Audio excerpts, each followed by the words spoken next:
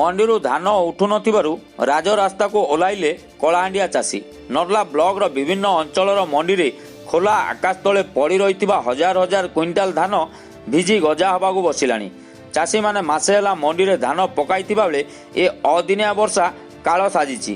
Token समस्या और millers को मनमुखी कार्य जोगु धान बिक्री करि पारि नथिबा चाषी बाध्य होई आंदोलन को ओह्लाइछंती। घटमाल मंडीर चाषी राजरास्ता अवरोध करछंती। यथाशीघ्र धान न उठिले आंदोलन तीव्रतर हबो बोली चाषी माने प्रकाश करछंती।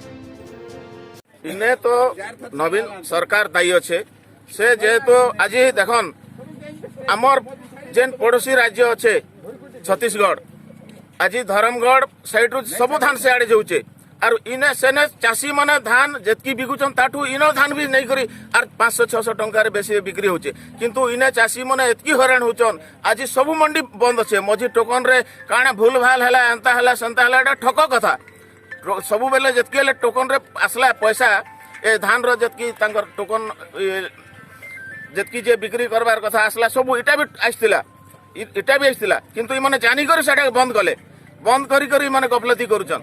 आज कथा के चाषी कथा के ना एमएलए शुणुचे ना मंत्री शुणुचे ना मुख्यमंत्री शुणुचे किए भी नहीं शुणबार। तो पड़ोसी राज्य रे जदि गुटे सरकार 700-800 टका जदि बोनस रे बिक्री कर कलाहांडी धान जाई करी छत्तीसगढ़ रे बिक्री होचे तो हमर इने जेन सरकार केंद्र सरकार रो रेट अच्छे से रेट रे काहे नहीं बिक्री करि पारबार माने चाषी माने आज एते हैरान होचन से माने।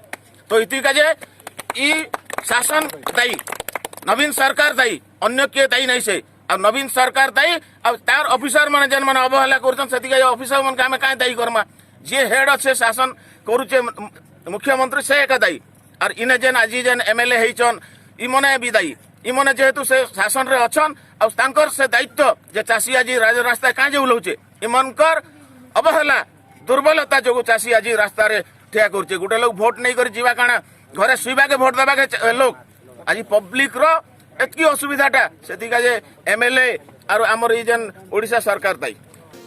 नर्लारू निरंजन गौड़ रिपोर्ट ओडियावार्ता.in।